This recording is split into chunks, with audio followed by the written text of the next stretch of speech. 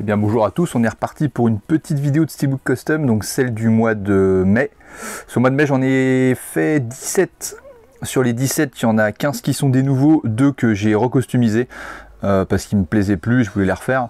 Donc sans plus attendre, c'est parti pour le générique. Restez bien jusqu'à la fin pour voir qui a remporté le fameux custom du mois de mai. Allez go, c'est parti!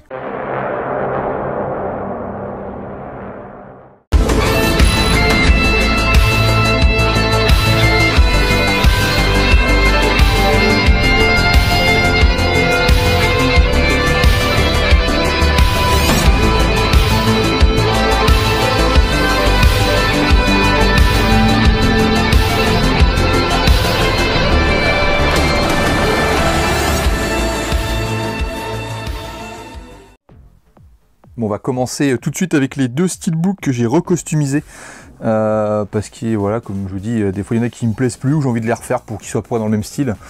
J'ai refait des Godzilla. Donc en fait j'avais déjà fait avec ce visuel là, mais là j'ai fait en sorte, on va pas trop voir parce que j'aime pas les ouvrir, mais il y a une continuité directe entre Godzilla et Kong. Voilà, donc ils sont vraiment face à face avec la tranche, c'est vraiment l'image, elle est pleine. Bon, moi ils sont sous plastique donc je les déplie pas, mais voilà, au moins il y a une jonction entre les deux. Et j'ai fait la même chose pour Godzilla King of the Monsters. Pareil avec Godzilla d'un côté et puis l'hydre en face. Voilà, au moins ils sont dans le même style. J'aime bien quand j'ai une série de films qui se ressemblent un petit peu dans le style. D'ailleurs j'ai le 3e, alors attendez, je vais essayer de le choper parce qu'il n'est pas mis dans le bon ordre. Voilà, le prochain, j'ai anticipé, hein, il n'existe pas encore, je sais même pas s'il est encore actuellement au cinéma ou s'il vient juste d'être retiré, mais en tout cas il était au cinéma il y a très peu. Et voilà, donc pareil, continuité avec face à face avec la tranche. Je sais pas si on voit bien le point parce que le téléphone le fait très mal, mais au moins voilà, j'ai les Godzilla versus Kong au moins. Ou les Godzilla versus autres bestioles, ils sont tous dans le même délire. Ensuite, je me suis fait un petit Wedding Nightmare, un petit film, alors je sais pas si on peut dire un film d'horreur, mais en tout cas c'est un film assez sympa, où une jeune mariée va se retrouver dans la famille de son conjoint, je crois, et je crois qu'ils organisent tous les 30 ans un jeu. En fait, tu tires des cartes, ça te dit les armes que tu vas avoir et compagnie, et puis en gros, t'es traqué à l'intérieur de la baraque dans un manoir géant, un peu comme Chasse à l'homme avec Van Damme, mais dans une grande baraque, et du coup, ils s'entretuent à coups d'arbalète et compagnie, donc en gros, elle c'est la proie, et ils vont tous essayer de la buter avec des armes différentes. Franchement, le film est pas mal. Ensuite, The Imitation Game. Avec Kuttenbark, je sais plus comment on dit son nom, avec Doctor Strange.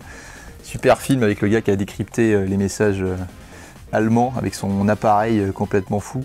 Super film, hein, c'est vraiment génial et c'est une autre vision qu'on peut avoir des films de guerre où généralement films de guerre on a l'impression que c'est sur champ de bataille. Bah là du coup c'est plus le côté stratégique de la guerre et j'ai adoré ce film, il est hyper bien joué. Super bon film. Hop.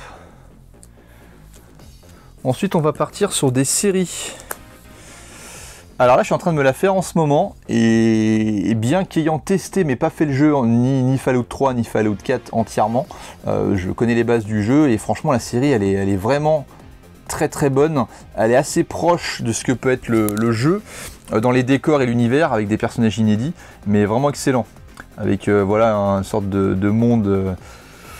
une sorte d'attaque nucléaire en fait, et en gros il y a ceux qui ont survécu à la surface qui sont un peu des personnages un peu à la Mad Max, et puis ceux qui vivent reclus dans des sortes de tunnels souterrains et qui essayent de vivre de manière civilisée, mais ils n'ont pas forcément vu le jour à l'extérieur. Donc on va voir comment ça se passe entre ceux qui sont en dessous et ceux qui sont au-dessus, s'ils vont réussir à être potes les uns avec les autres ou si ça va être la guerre. Mais franchement c'est vachement bien fichu.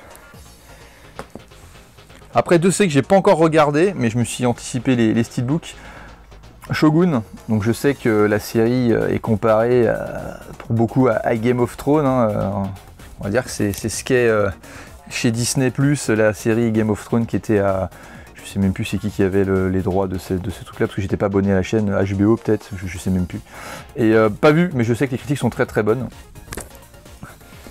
Et tout ça pour dire que l'autre d'après je l'ai pas vu non plus, mais voilà, En raccord avec ce que je vous ai montré tout à l'heure, Monarch Legacy of Monsters, là pour le coup c'est Apple TV, je crois qu'il y avait les droits sur cette série là. Et c'est une série, c'est vrai que les films Godzilla, à part le premier, les humains avaient une bonne place dedans, en plus des monstres.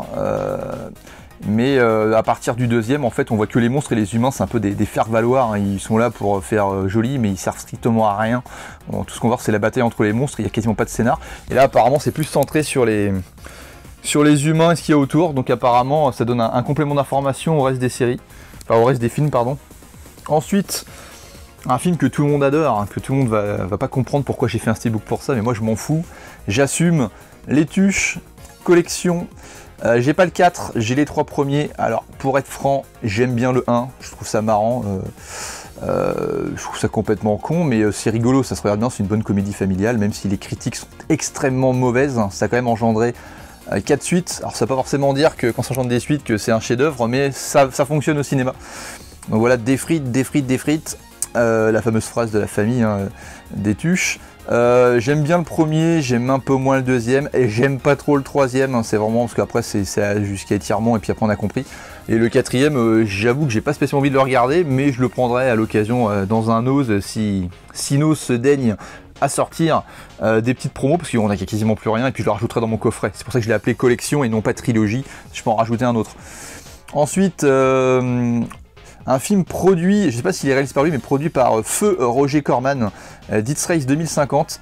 Donc rien à voir avec le Death Race de Stallone, rien à voir avec les courses à la mort, donc Death Race avec Statham. C'est vraiment Corman qui reprend les commandes sur celui-là. C'est un gros nanar, mais qu'est-ce que c'est con, mais qu'est-ce que c'est bon. Je l'ai regardé avec Funky et puis Gleby, mon autre comparse, avec qui on a fait des soirées nanar d'anthologie, et franchement celui-là... c'est un top nanar, hein. Il est vraiment con, c'est excellent, faut passer les 20 premières minutes, mais après on rentre complètement dedans.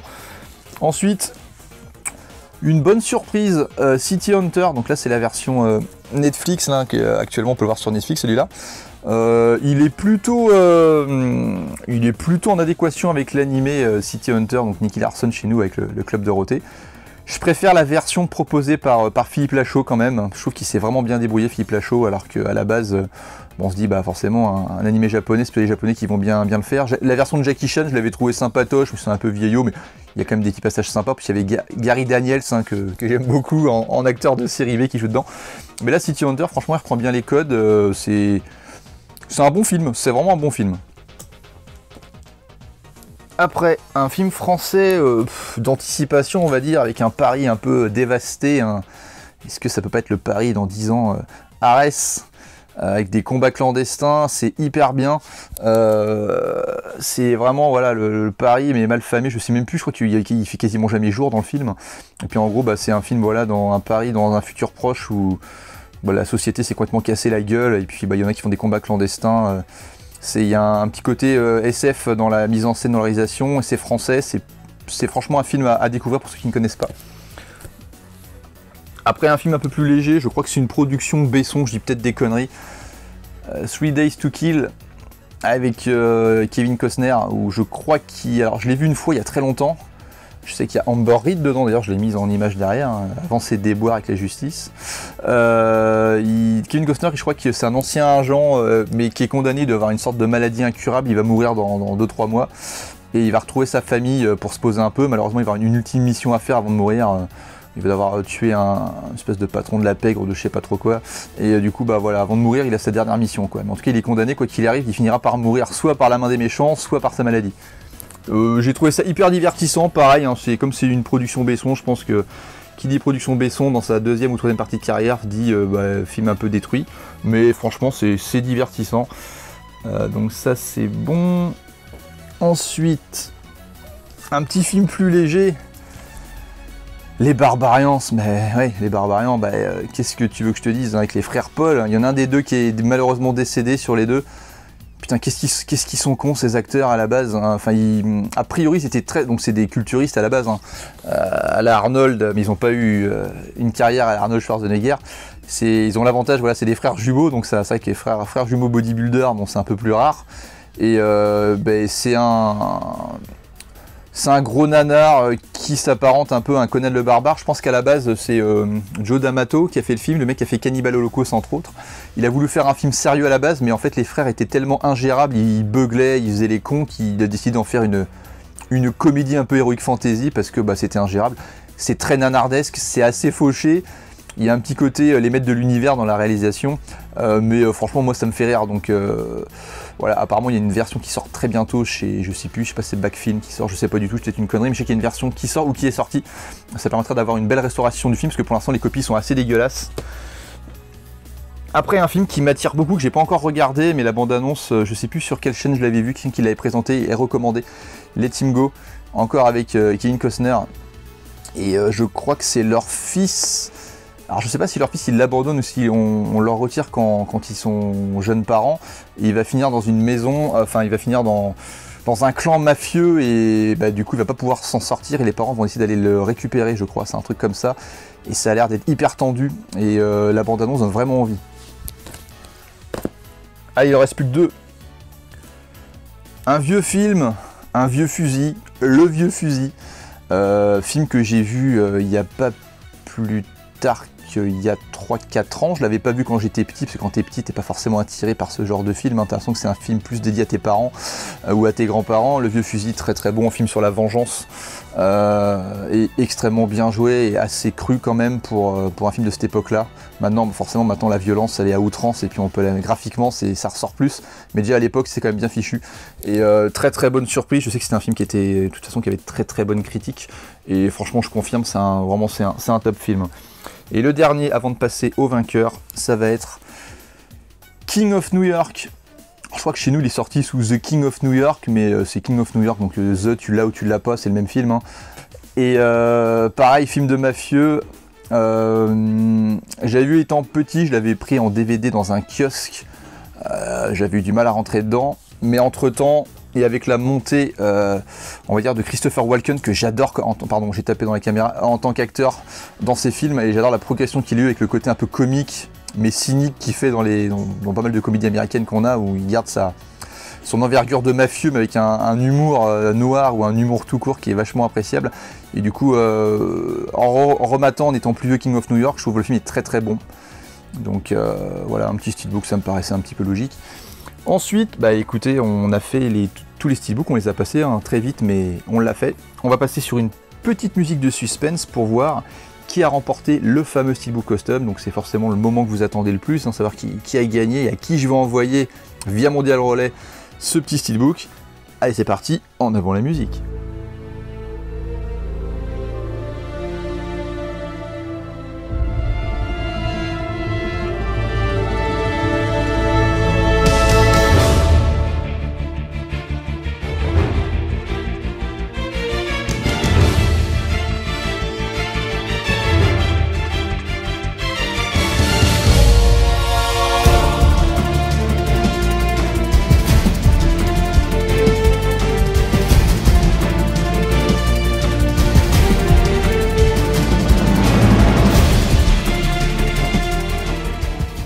Donc voilà le vainqueur. Hein.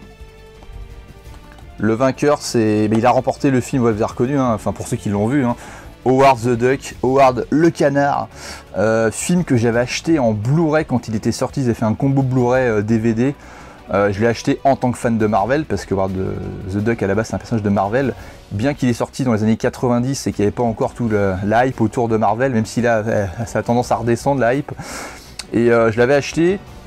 Alors, pour être franc, j'ai pas du tout aimé le film, et que ça soit en lecture principale, parce que ce film c'est quand même pas un nanar, mais c'est un film quand même, visuellement c'est beau, le personnage du canard il est quand même assez insupportable, par contre, même dans deux lectures, parce que j'adore les nanars, mais même en mode nanar, j'ai pas réussi à me mettre dedans.